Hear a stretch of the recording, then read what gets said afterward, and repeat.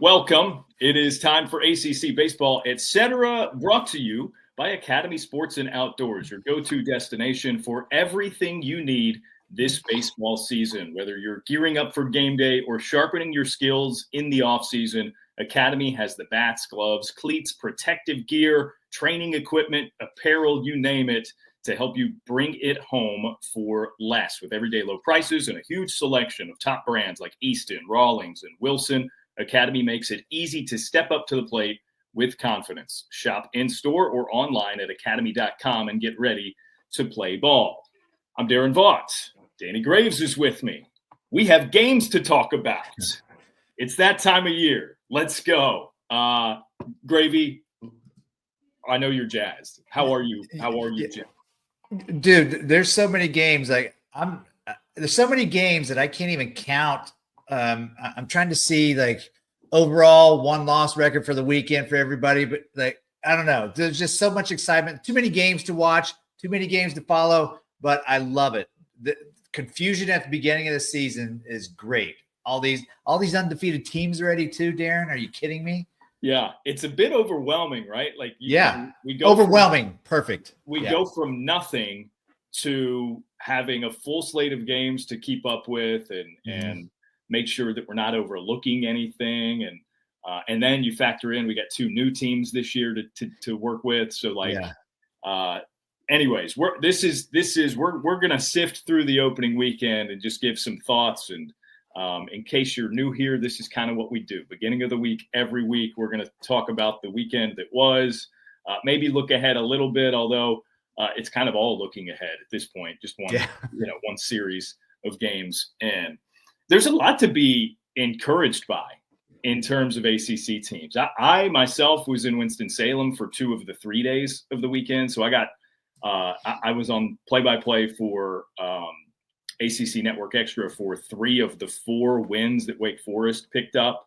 They scored 63 runs in 4 games, and it could have been more because I think all but one of those games was a 7-run run rule or 7-inning run rule game. So it could have been more, which is wild. We had an opening day walk-off from Louisville and really, really competitive play down in Arlington. They looked great. Patrick Forbes, their ace, looked great. Some other aces were dominant. Jamie Arnold. Griffin Hughes looked exceptional. Christian Lim looked good for Stanford. We had a hidden ball trick from the Clemson Tigers. Love that. That is right on cue with them and opening weekend on a big stage. So we got a lot to get into. Let me just sort of tee you up, Gravy. Does anything or what there is there to feast upon from opening weekend? What stands out to you? Okay, so we need to go back and change all of our preseason picks. Merrick Houston is going to be the ACC Player of the Year, right? You saw a lot of what he did, obviously, and this is not a knock on Merrick Houston. I'm a huge fan, but I always saw him defensive shortstop before an offensive shortstop. And yet I know that he's always hit. He's always been a great offensive guy. Well, with the exception of his freshman year, right? And it was like Tom Walter and the coaching staff told us before we even saw him play his first game, hey, he is very advanced defensively. The bat's a work in progress. Yeah, right? He's going to take his lumps. Yeah. So he took a massive jump and in sort of preparing to talk about what we were going to talk about on those shows with these games. It was, that's kind of the storyline going in is, Merrick Houston is going to be called upon to be a huge offensive leader for them this year with the exits of guys like Nick Kurtz and Seaver King, top 10 picks in the draft, right? Yeah. So I got to digging in a little bit more on him, and I don't know that overlooked is the way to put it, but I think we just still, because of the company he kept in that Wake Forest lineup last season, I think we still just kind of underestimated the offensive leap that he made from year 1 to year 2. He had like a 950 OPS. Merrick was a pretty good hitter last year. Right, but what you just said, he's overlooked because of Nicky Nukes over there at the top of the lineup, and then you bring over Seaver King, who just wows the world when he jumps into this lineup. Overlooked. I don't know if that is the right word, if it's the perfect word or whatever it may be. I think also because of his personality, he's not the guy that's going to go out there and jump around and, celebrate having home runs and this and that. Like he goes out and plays the game, kind of old school style. And next thing you know, he's hitting, 400 with 20 jacks. Like it's ridiculous what he's capable of doing. And like you said, year one, we knew he was going to take lumps, but he's made huge strides. He's going to be a top 10, 15 pick in the draft this year. You mentioned his personality. He is very subdued. He's quiet by nature. After this past weekend, because he played with the collegiate national team over the summer, and I was trying to remind myself of like interactions with him. And obviously if he's going to play at this level for the entire season, it's somebody we got to be prepared to talk about a lot. Mm-hmm. And I was trying to recall, like, man, did I have any interactions with him? I know I talked with him, but I was trying to recall. So I was texting some staffers, after I got back from doing my work on that series on Sunday. I was texting some USA Baseball people and was like, hey, do you remember anything about him? Like, did you know what I mean? Like, did you have like an impression of him at all? And everybody, the consensus was, no, I mean, he was a nice guy. He's just kind of quiet, sit down, got to work. And that's it, that's it. Yeah. And that's a huge compliment for him. Yeah, no, I think so. And the one thing that jumped out to me, and he hit the grand slam on Friday, which was the first home run of the season for Wake Forest. It was thus his first of the 3 that he hit on the weekend. Merrick Houston, ACC Player of the Week, by the way, drove in 13 runs in 4 games. Mm-hmm. So these were 4 of them. And this home run was something I never had seen from him before in a swing. Not that he doesn't have pop and he didn't have it last year. He got his hands in on it so quickly. Mm-hmm. And to the point where it was off the bat, I knew it was deep, but I didn't know how deep. And like, if you go back and listen to it, you can probably hear the inflection in my voice where I'm kind of like, okay, is it going to get out? Is it? And then it does, right? But I think it did by a lot. And it's a sneaky strength that he's bringing to the table this season that is different from last year. He told us, Larry Sorensen called those games with me. Marek told Larry and me approximately 22 pounds gained from the end of last season. I was going to ask you that. Yeah. And he looks it. He's bulked up. Now he did have 2 throwing errors at shortstop on the weekend, which is interesting. And I think they're non-competitive games, wet conditions because of the rain. It's just a couple of throws that he babied. Like, I think I'm not worried about that because it matters. The conditions are going to be better and he's going to be maybe a little bit more locked in. I'm not concerned about that because we've seen him make great defensive plays his entire career. So anyways, those are my takeaways from Merrick. I mean, definitely stronger than he has been in the past. 22 pounds. I was blown away by that number. And I mean, that kid's got no reason to lie to me. So, 22 pounds is a pretty significant bulk. Like, is it noticeable? Like, can you tell? Yeah. Just like he's much broader in the shoulders too, is what it looks like, which might even play to like, okay, he's got to figure some things out with his throwing motion. Right. Well, and also too, like throughout the season, he's obviously not going to be working out as hard as he was in the offseason. So he's going to lose some of that. So this is the time to have all that extra muscle to get you through the long season. And speaking of that, our guy, Sal Freelick, he gained 25 pounds of muscle. Yeah. Before he headed into spring training this year with Milwaukee. Just wanted to throw that out there. So, but I was going to ask you too, like with Merrick, I don't know if you got to see any plays, but is his range of motion still there? Like, does he have not range of motion? Does he have the range getting in the hole or going up the middle? Yeah. I mean, again, he made plays. It's not like those were the only 2 balls hit to him at shortstop. He made plays. He's still Merrick Houston. Right. Which is part of the reason I don't have any concern about what happened defensively, especially, I mean, if you're going to hit the way, I mean, granted, he's on pace to hit 50 home runs or whatever it is. That's not going to happen. But if he's going to provide the pop and the production that he gave, I mean, whatever, man, you can baby a few more throws, I guess, right? Yeah, he'll figure out how to baby it just right too, like to get it where he needs to get it. And maybe he's just not used to babying it, and you got to figure out your body, man. It's like the big kid that is, the 10-year-old that's bigger than all the other 10-year-olds, but he's so uncoordinated and goofy because he's so much bigger. Just trying to figure out your body now, Yeah. No, I makes sense. So anyways, great stuff from Merrick Houston. Yeah. I think I have been sleeping on Wake Forest a little bit.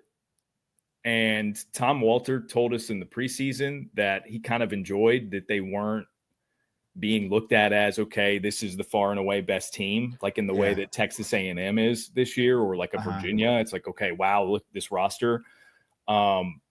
Because last year, again, this time they were preseason number one, very highly touted. They had those 3 top 10 picks. And I think it's fascinating that they could lose the season after having 3 dudes taken in the top 10. Gravy, they might even be a better team. Just like in terms of being more complete, they don't have the star power in the pitching staff, but holy cow, it's loaded. So they had a doubleheader and they welcomed 2 teams on Friday. LIU, who played in the Chapel Hill Regional and returns a lot, like they're the favorites to win the Northeastern Conference again. Okay.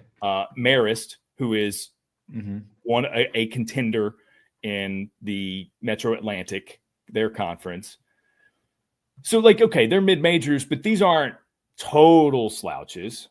And in those 2 games, the first out of the bullpen, let me list you these 2 names, right? Game 1, Griffin Green. You remember that name? Former Friday ace at Virginia Tech. Virginia Tech, yeah. Former Friday ace in the ACC. Yeah. Second game, first out of the bullpen, Matt Bedford. You remember that name? I do, but I don't know from where. Notre Dame. Okay. Started on Fridays. Then they converted him to a closer.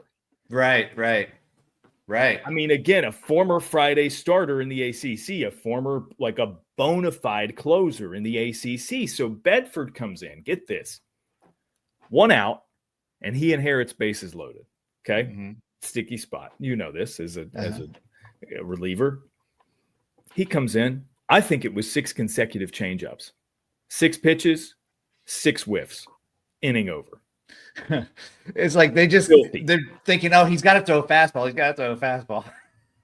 and then he comes out for the next frame. You know what he does to the first batter?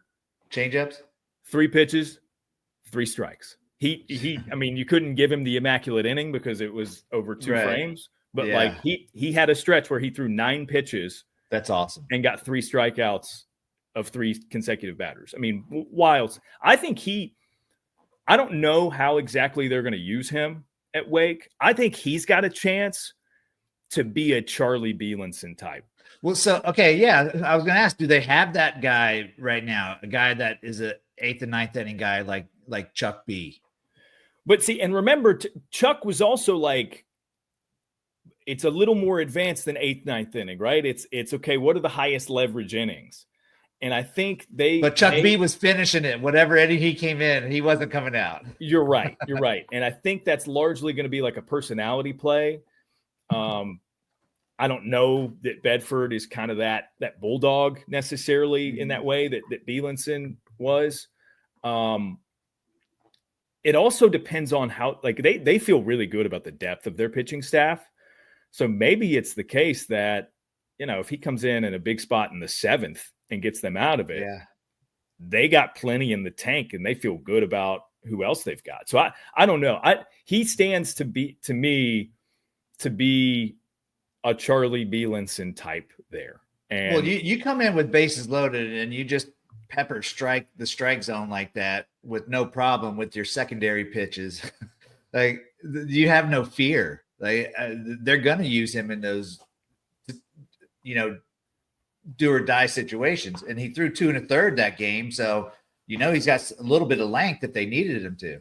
Yeah, and again, I mean, like he formerly was a starter for Notre Dame, like a weekend starting rotation guy. So yeah, I think best case scenario, you're able to get some length out of him and use him as a leverage guy. And that's like, dude, that's not to say like they've got 3 pitchers who might be their most talented, including a freshman, Duncan Marston, who I know Aaron Fitt is way high on after seeing him in the fall, who are just like a little banged up, very slight injuries, nothing to be concerned about, but they didn't pitch. And I came away being like, wow, they had so much depth to offer this weekend. Yeah. So Wake's pitching staff is loaded.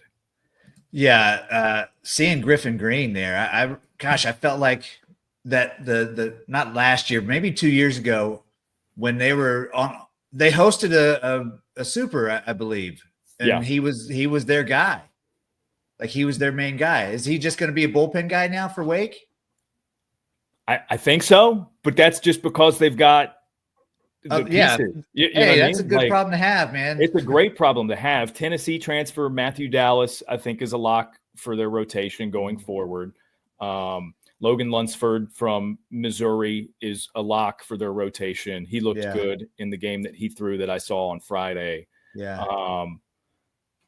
I think the third spot's probably up for grabs. They love the Chris Lavonis kid who hasn't pitched yet. Tom Walter says he apparently has like the best stuff and is as talented a player as they've had in their program. So maybe he gets that Sunday role. Maybe they don't. Big words. I mean, it's huge words, for the guys that they've had at that program. Yeah. Yeah. And you don't have to go that far back, right? Like to say that when Chase Burns just got off campus is pretty wild. And Rhett Lauder just got off campus a year before that. Yeah. So a good problem to have though. I don't think anybody can say the whole season that they have the same Friday, Saturday, Sunday starters every Friday, Saturday, Sunday. Right. Rarely is that going to happen, right? Like other guys going to step in, and obviously weekday games matter too. So that's a good problem to have, all that extra pitching, man, because you can't find that just anywhere. I think Tom and Moose there, I think they like the challenge of that too. Like, Moose hey, does here are all these puzzle pieces. There are about 100 ways you could configure them. Have fun. I think they'd like that challenge. I guarantee you Moose has already gone through 500 different scenarios of when each guy's going to pitch. Like he's so technical and so like, I don't even know the right word, but he's picking this apart. I know he is for sure. Yeah. Yeah. So anyways, Wake Forest was impressive. And again, I get it. There, you bring in these smaller conference Northeastern teams for a weekend. They're going to do that their first few weekends. Listen, but here's what I know about that. I get it too, but I was always taught as a pitcher, it doesn't matter if somebody steps to the plate with the bat, things can happen, right? Yeah. And same thing for the pitchers. You could be the best pitcher in the country going into the game, and you have a bad day, and they have their best day. I mean, that's the lovely game of baseball. You don't have to be the best team to win. Yeah. And like I said, with LIU, they threw their ace on Friday, and Wake hit very well against him. And it's a guy named Garrett Yon who pitched in the Chapel Hill Regional at the end of last season. He's the preseason pick, according to the D1 guys, of being the NEC's pitcher of the year. And it's like, okay, that's the type of guy. That's the very type of guy who in recent years has been transferring into an ACC program and making an impact, right? Right. So that's a talented pitcher that they just kind of had their way with. So yes, suffice it to say, Wake Forest, very impressive. Let's get on to something else. Yeah. When we did our season preview extravaganza, Fit called me out on referring to Kane Kepley as Vance Honeycutt 2.0. Yeah. And I knew this was going to come up. I'm going to take the moment to push back a little bit, because they put, like, with Vance Honeycutt patrolling center field for North Carolina the past few years, they have garnered this reputation of SportsCenter top 10 highlight reel catches every week, right? Mm-hmm. As I'm working these games this weekend, of course, I'm trying to keep up with everything. So I'm looking through my feeds and whatnot. They had 2 or 3 at least SportsCenter highlight reel catches in the outfield, including game 1 on Friday against Texas Tech, an impressive sweep of Texas Tech, by the way, for the Tar Heels. Yeah. Kane Kepley scaling the wall in center field at Boshamer Stadium and robbing someone of a home run. So, like, look, I get it. Vance is maybe the best player to ever play for that program. Yeah. He's the career home run king there. He does a lot other than rob home runs. But did they just like plug in a bunch of Vance Honeycutt facsimiles in the outfield or what? Well, you said he's from the same town as Honeycutt too, right? Salisbury, North Carolina. And I don't think anybody's trying to say that this kid is going to be better than Honeycutt or is even close to going to be better. But I think it's like, I don't know. We make comparisons at whatever level. So Willie Mays, people say, is the best center fielder ever in baseball. I could say, well, Ken Griffey Jr. is the best center fielder in baseball ever. That doesn't mean like one is really better than the other. I just think if we give Kane Kepley a chance to be great and not have to say, well, he's not going to be Vance Honeycutt. Well, guess what? Nobody's going to be Vance Honeycutt, probably. Not at this level. But he's also, 5 or 6 inches shorter than Vance Honeycutt, and he's climbing a wall at the Bosch. Like, this kid is doing things, and I mean, until you said it, like, I didn't really have like my eye on it until you said it during the extravaganza, and I looked up some stuff on him. And you talk about the excitement. I changed my pick when I went on ACC PM, and I said Kane Kepley is the transfer to watch. You know, yep. Like, you totally convinced me. Like, this kid, he's going to be able to do a lot of things. If as long as people don't expect him to hit 25 homers like Vance Honeycutt did. Yeah. For the record, 5 for 13 on the weekend. He stole two bases, his only 2 attempts. Pretty decent weekend at the plate. But, Tyson Bass is another transfer that they added in the outfield. He had a sprawling catch in the gap, and I think it was left field that I saw. So, yeah, like, I think this is what North Carolina is just going to be now, at least for another year, is the team that makes exceptional plays in the outfield on the regular. And guess what? So Kepley, I think 4 runs scored in the 3 games, 0 strikeouts. Mm-hmm. We know that he puts the ball in play. We talked about that before. You got a guy at the top of the lineup that is going to wreak some havoc. And Honeycutt did have holes in his swing. If we were going to compare him to Honeycutt struck out a lot.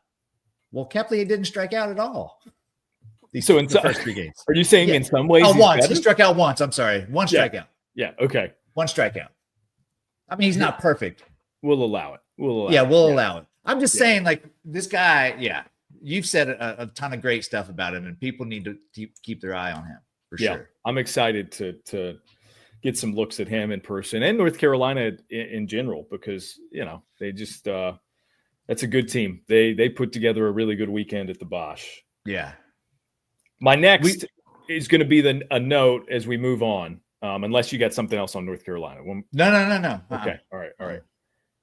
I want to talk about the hidden ball trick for Clemson. Yeah. Explain it to me, because I still haven't seen it. Yeah. Okay. So there was a play where a batter runner was legging out a play at third base. Throw comes in from the outfield, pretty close play. He's safe, right? So the third baseman walks over and meets the pitcher in between the mound and third base. Mm-hmm. Okay. And they huddle up and they get close on their, shoulders together. And he acts like he gives the ball back to the pitcher and then walks back to third. Now, the important detail here is that the pitcher never gets onto the dirt area of the mound after this fact. And there's so what was he doing the whole time? So he's back behind the mound and, just kind of like kicking a little bit, looking at his cleats, that sort of thing. Right. But it didn't take long. So the runner at third, after the third baseman gets back there and is in position, concealing the ball in his glove, starts to take the lead. And I love it. There's a good wide shot of it. Flow Sports, I believe, is airing those games. So if you find it on you can look. If you look for it, you can find it on social. There's a good wide shot of it, and it's like the second that runner got off the bag at third, the third baseman sprinted to go tag him because he knew, like, okay, if I try to be sneaky about this, he's going to catch on. And he's not that far off the bag yet. So he was trying to catch him in his momentum. So he tagged him that way. Beautiful stuff. We've seen that or plays like it out of Clemson before.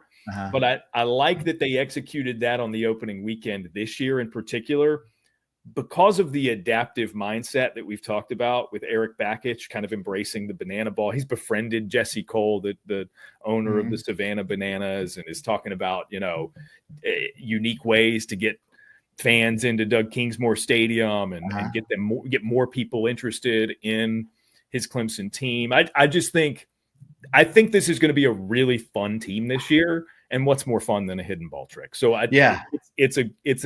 it's emblematic, I believe, of the kind of season that they're going to have. Who do you blame that on? Like, is it the runner's fault? Is it the base coach's fault? Is it everybody in the dugout that did not see the? Yeah, it's a collection of all of those, right? I mean, or is it just like a great trick play? Why are you getting off the base though? Like the pitcher's not even on the mound. Why would you get off? You're on third. You know what I mean? Like, you're on third. You don't have ground to gain, right? Like, I get staying alert and being ready if a throwback to the pitcher sails into the outfield or whatever. You know what I mean? Like, we all know a number of things could happen. Yeah. But taking your lead so steadfastly before the pitcher's even on the mound is kind of wild. Were you ever involved in a trick play or a hidden ball? No. Like, we never had the balls to do it. I don't know if I can say that or not. We never had the guts to do that. No, I was always afraid something was going to go wrong, and I didn't want to give up a free run. So you never tried it? No.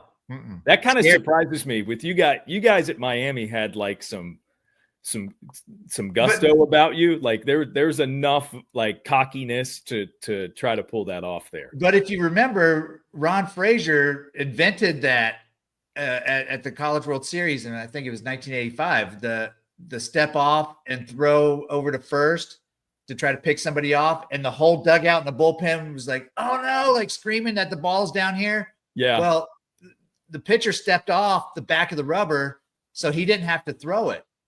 So he has the ball, and the guy takes off to second. They get him out, and like on national TV.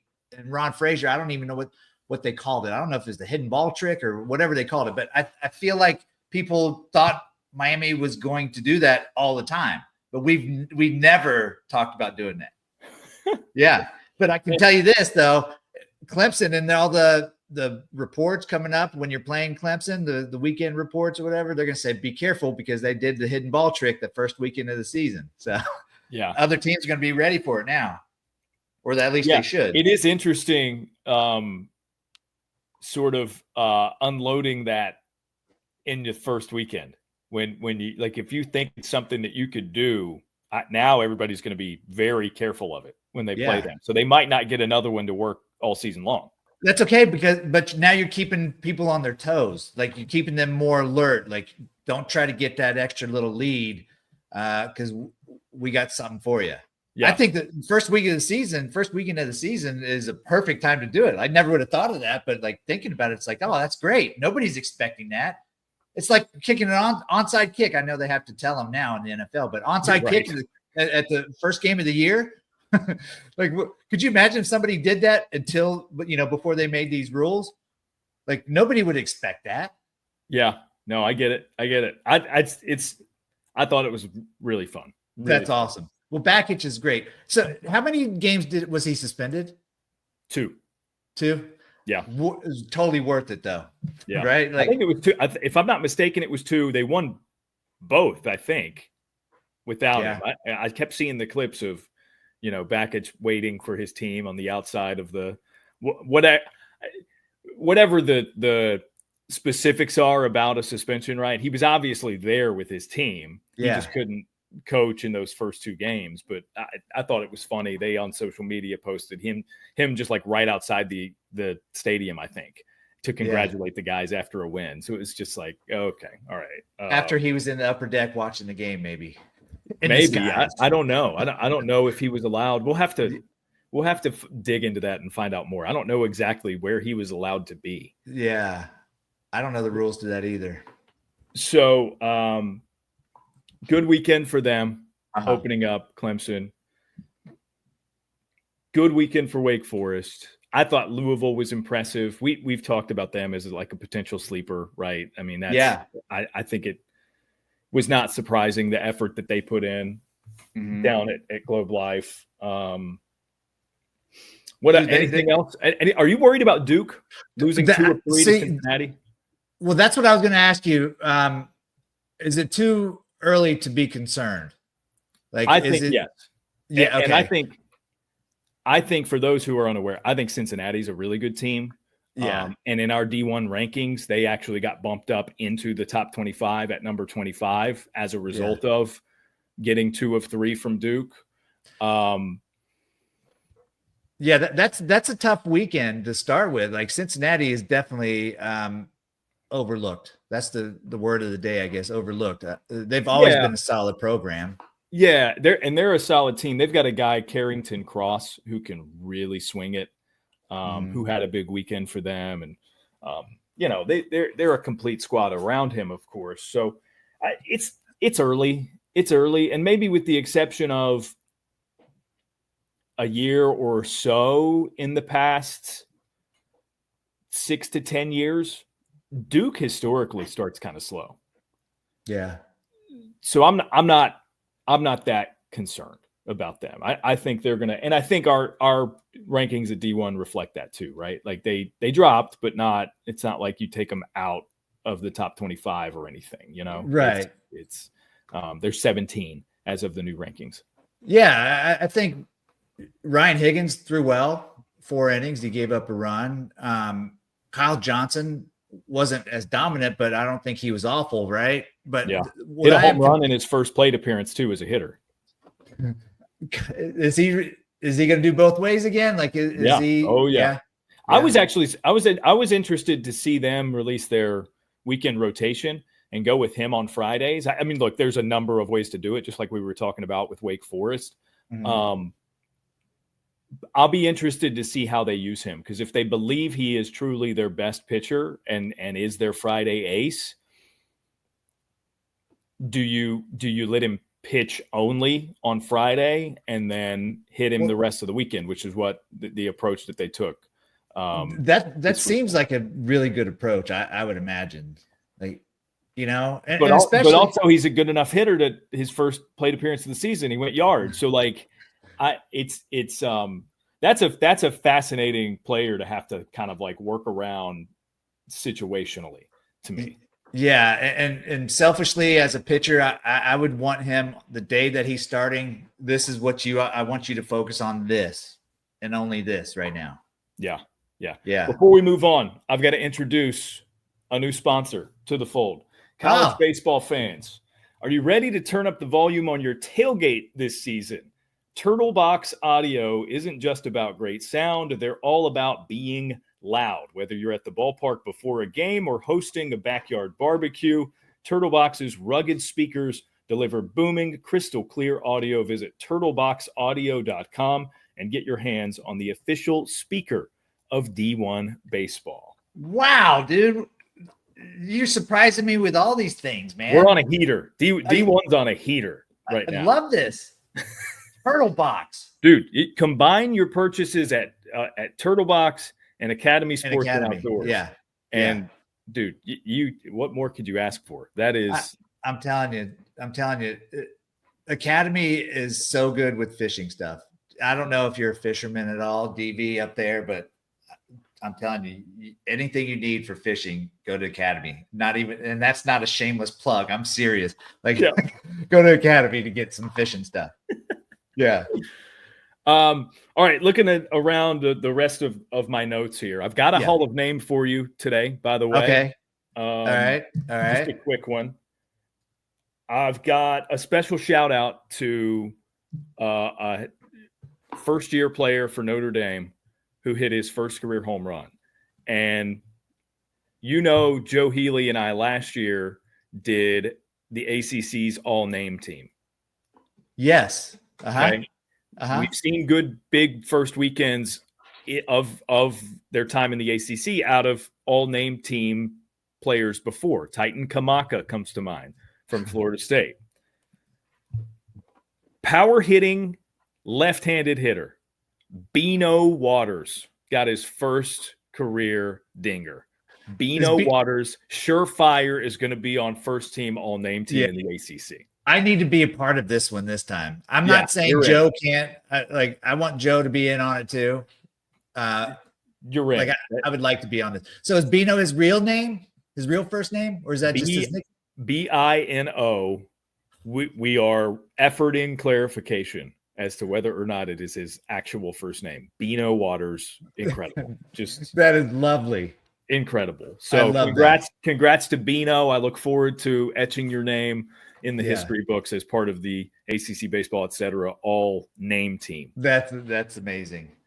By the way, Miami's 3-0. Just want to throw that out there. We can move on now. Yeah, well, I mean, I was going to give you the floor to talk about Griffin Hughes. I don't know how much of that you saw. I didn't, but he looked like he was dominating. I didn't see any of it, but 6 innings and 11 punch outs, one hit. Mean, look, when you can pitch in a way that it dethrones Jamie Arnold as sort of our de facto ACC pitcher of the week, you know what I mean? Like, the good news is for us as voters, that we're going to have an ACC pitcher of the week every week because we know Jamie's going to do his thing.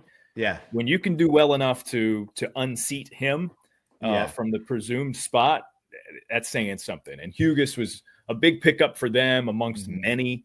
That's a good weekend for Miami. A great start. I'm really looking for. I've got their series at UNC. You do? Yeah, much later in the season. I'm trying to remember when that is. But I'm there. Miami at UNC is March 28th, 29th, and 30th. I'm doing play-by-play for that one. So that's not too far away. Yeah, so I'll get an in-person look at the Hurricanes. That'll be solid. So so cool. That's actually a week after I am at Clemson for Wake Forest Clemson, which might be like a top 10 series by the time that comes around. Holy cow. Yeah. That might be the game of the year at that time of the year. Yeah. Or the series of the year, I should say. Andrew Walters' little brother, Brian Walters, who had some injuries. Now he's in the rotation. 5 innings, 10 punch outs, dude. Look, man, if he's going to be that, Hughes is going to be what he is. Mm-hmm. They scored 35 runs in 3 games. Yeah. Okay. That's enough. How about we'll get a shout out for Pitt in here. Yep. Former Hurricane Lorenzo Carrier. Yeah. Had taken off, lift off there. He hit a blast for them in their games. That was. You know what's funny about that? Because I got to hang out with JD Arteaga a lot last year at the ACC Championship, and his daughter kept saying to him, "Why don't you play Carrier? You need to play Carrier more." And now look, that's he goes funny, to Pitt. I think, behind the scenes outside, I wasn't in that conversation. I've been saying it too, right? Yeah. To some degree. Yeah. I love Carrier. I raved to Mike Bell about that pickup for them. That's a great fit. I think he's going to have a great year. Well, some guys just need to have that comfort of knowing that they're going to play every day. You know? Yeah. Regardless of how good or bad you do during a series, if you know that you're still going to be in the lineup, it makes a huge difference. Yeah. Yeah. Looking over some of my notes, I last night watched the series finale. Stanford started their season at Cal State Fullerton playing a 4-game set. They finished it on Monday. Great pitching, huh? Yeah. Our guy Rentaro Sasaki finished with 8 hits and 8 runs driven in on the weekend in 4 games. Not a bad debut. Not Burris-esque or Tommy Tanks-esque, but he hit the ball really hard in some spots. 3 strikeouts, including at the beginning of the last game last night. They won in 10 innings, and he led off in the 10th inning and looked at 3 strikes on the inside corner. So 3-pitch strikeout to lead the inning off. They still got 2 runs out of it and closed it out. But that was it off of, do you remember if it was off the righty or lefty? I know that's a tough not question. Off the top of my brain. It seems to me, as I was watching, I remember some of those had some like arm side run. So if I'm not mistaken, it was a left-hander who was just kind of putting it on the inside corner, which is a little more forgivable if that's the case. Yeah, and he might have been going up there and saying, I'm looking for a breaking ball, and I'm not swinging if I don't get a breaking ball. Right. Yeah. He could have been doing that. So anyways, he looked good. Some extra base hits, still looking for that first home run. Maybe he gets it at Stanford, and that'd be, fun for him. I mean, I'll take 8 hits from him. 8 hits series. And 8 runs driven in. I mean, in a series. And Stanford swept. So that's really productive. They had good stuff from a lot of players, including, I mentioned Christian Lim already, 6 innings of 1-hit baseball. He didn't strike out as many as Arnold at FSU and Hughes for Miami. I think 4 punch outs for Lim, but really, really good stuff from him. Yeah. And then you factor in, we've talked about it, Matt Scott and Joey Volchko. Like, if all 3 of those guys are what they can be, that is right. I mean, it's maybe the best starting rotation on a weekend in the ACC. Yeah, and I know Volchko didn't start off great, but I think, like we said with Duke, like, I don't think we panic yet. Like, it's the beginning of the season. Yeah, for sure. I don't think I'm missing anything. That's really all. Oh, the Drew Burris walk-off granny. That's okay. Shocking, right? It's the one. That's the one thing that I had meant to write down on my list and didn't. Yeah. Walk-off grand slam for Drew Burris. Yeah, like, so much fun stuff there in the beginning. It felt like when the season started and you start to get that influx of information, right? And all these games are underway, and about the time that the first sets of games are finishing, it's like, wow, Louisville walked off. Wow, look at this. Like, Drew Burris, grand slam, hidden ball trick, Clemson. Whoa. Like, Cam Cannarella, 3 doubles in 4 plate appearances. Whoa. It's just like, we just kept, I was inundated with everything that was coming in. And that was as I was working with Larry and trying to call some games myself and squeezing in basketball in between. And it's overwhelming, dude. It's a lot. Yeah. But I love it. It's overwhelming in the best way. It's a lot in the best way. It's silly season. I've got the Jacks Classic this weekend. So I will see NC State, who swept their opening weekend and had a lot of positives to go. Alex Sosa still raking. Yeah, Sosa. And I admittedly have just been kind of meh on him. And I think I'm wrong for that. Again, why have you? I don't know. I don't have a good reason. I think he was behind Cozart when he first got there. Yeah. And I just, for whatever reason, have not allowed my brain to move into Sosa has developed now, and he's not a freshman anymore yet, but I think it'll come quickly. Well, I'm going to see him in Jacksonville this weekend. Yeah. So it's easy to get spoiled with Cozart, though. Like, he was there for so long, and he was great his whole time there. Yeah, behind and offensively. Yeah. So that was, I mean, for them, that is great to see that kind of a start from Sosa with a couple of home runs, and they're going to need it. They lost 70% of their offensive production. Yeah. So he's going to need to be big for them. In addition to others. So I'll see NC State. The non-ACC teams there are going to be Coastal Carolina. So, if you're a fan of an ACC team, they're likely on your schedule because they're always on the midweeks for ACC teams. Right. Coastal's there. Ohio State and Alabama are the others. So it's not just like a schmo No, man. Lineup coming up. You know how Peak Events does. Hashtag best outside of Omaha. That's that's, So you get to see DeCrisio. Yeah, I get to see my guy, Justin DeCrisio, defend at shortstop. Yeah. Although, if that's the category that I'm looking at, Alabama's got a dude at short, Justin LeBron, who is really good. Really good. Pretty excited to see him. If that's your name, you better be really good at whatever you do. Yeah, LeBron. If there's LeBron in there, you better be good. Yeah. So I got that coming up this weekend. Nice. It's things are nuts. So it's a good nuts. Baseball makes things nutty but good. Yeah. Nutty but good. I've got a Hall of Name for you. Okay.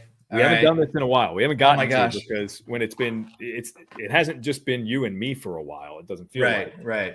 Now I've got to pull up. I had pulled up numbers on StatHead because this is going to be a comparative thing. This is, I don't believe, a former teammate of yours. But I'm curious if you remember ever pitching against this individual. Okay. So if you listened to Rentaro, my 6-part series on the Japanese phenom freshman at Stanford, over on the D1 Baseball podcast feed, if you haven't, would appreciate if you did. Let me know what you think. If you listened to that, you would learn that Rentaro's summer ball coach with the Greenville Flyboys of the Appalachian League is former all-star shortstop for the Pittsburgh Pirates, Jack Wilson. Jack's son, Jacob, made his major league debut last year with the Athletics. So I got to thinking, because Jack was such a big part of one of the episodes that we released recently, maybe a week and a half ago is when that one came out.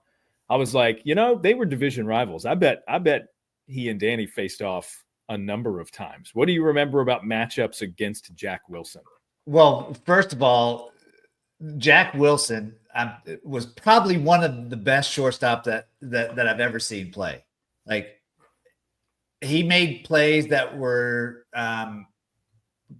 players usually wouldn't get to, and he'd make them look very dramatic with the spins and the off-balance throws and make perfect throw. Like, he was a genius with the glove.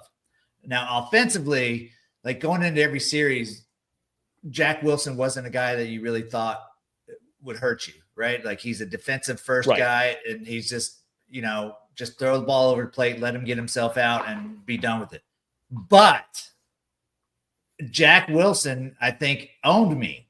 I know I gave up I think I gave up a grand slam to Jack Wilson at one point, 2005. I was with the Mets then, I think. Is that right? Am I right? You're 100% right. Yeah, grand slam. Yeah. It was in Pittsburgh. It was the last game you ever faced him, not the last plate appearance he ever had against you, but it was the last game. July 9th of 2005. Okay. And so I faced him again after that. Yeah, you got him on a ground out to third. Yeah, take that, Jack. In the 9th inning. Oh my gosh, I was still pitching. What inning did I give up the grand slam? 7. These were different games. Forgive me. Oh, okay. Different games. Same series then. So about a month later. Oh, okay. Different series. About a month later, you got him on a ground out in the 9th. Take that, Jack. Man, you let him. The grand slam. He did that to you on an 0-2 pitch. Yeah, I tried to go in on him. Yeah, and I remember he hit it right down the line at in Pittsburgh. Whatever, I don't even know what's that place called now? PNC Pittsburgh? Park. PNC, yeah. Yeah. So right down the line, and oh man, yeah, I had him 0-2. I tried to go in on him, and I didn't get it in. It's almost like the pitch you were describing that Merrick Houston hit, like pulled his hands in and just muscled it. Yeah. That's what Jack did with it. Now, I still think that besides that grand slam, I think Jack got the better of me. Jack, for his career against you, was 7 for 15. Okay. Only 2 extra base hits other than the grand slam. For what it's worth. Couple doubles. Okay, couple doubles. And he'd only driven in 1 run other than that. But you only struck him out twice. Yeah, he was hard to strike out. You hit him once? I don't know if you remember that. I don't. That's one that I didn't hit on purpose, for sure. This is the perfect summation of your career as a starter, as you have been very transparent about. 1 out, top of the first inning, second batter of the game, you hit him. It definitely wasn't on purpose. Yeah, I would never have hit Jack on purpose. Who was leading off for them that game? Let me see if I can find it. Was it Lofton? Possibly. It was Adrian Brown. Adrian Brown. Yeah, he didn't play very long, I don't think. And that was when they had Giles and Aramis Ramirez, Jason Kendall, Craig Wilson was at first base for them, Rob Makoviak. He took me deep too. I don't know when. But at one point he took me deep. Yeah. Yeah. Oh, this is fun. I love getting in these. We got to do this more. We got to commit to doing this more often this season. But now that we're in our weekly cadence, that's not a problem. So anyway, 7 for 15 career, Jack Wilson against. Did I walk him ever, or just 1 hit by pitch? 1 hit by pitch, never walked him. I'm surprised I struck him out twice, because he was a guy that usually put the ball in play. Yeah, for sure. Yeah, Wilson did not strike out a lot. So anyways, no, his career OPS 1,300 against you. Oh, that's pretty good. Some guys, pretty good. Some guys just they got you. Like, I don't know, just could never figure him out. Nice. Never figured. All right. Well, that's Hall of Fame. Shout out Jack Wilson. I love that dude, though. He's a great dude. Super nice guy. Incredibly nice guy. He does a lot. Yeah. He has done a lot over the years with us with USA Baseball too. So I kind of got to know him a little bit then. And talking to him for the Rentaro pod was great because we could catch up and talk about other stuff, not when we weren't recording. So super, super nice guy. Yeah. Awesome, I think that's it. Right? You have any more observations, takes? You already said Merrick Houston's going to be the Golden Spikes winner. So there you go. That's it for a take. Yeah. So don't let us down, Merrick. We said it here first. All right. Well, I think that'll do it for our week 1 edition of ACC Baseball Etc. Thanks so much, everybody, for listening. Thank you to Academy Sports and Outdoors. Thanks to Turtlebox Audio, turtleboxaudio.com. Go get your speakers. And, we'll do this again. We'll let some games happen this weekend. I'll come back from Jacksonville and we'll re-rack it and talk more ball next week on ACC Baseball Etc. Can't wait. I can't wait.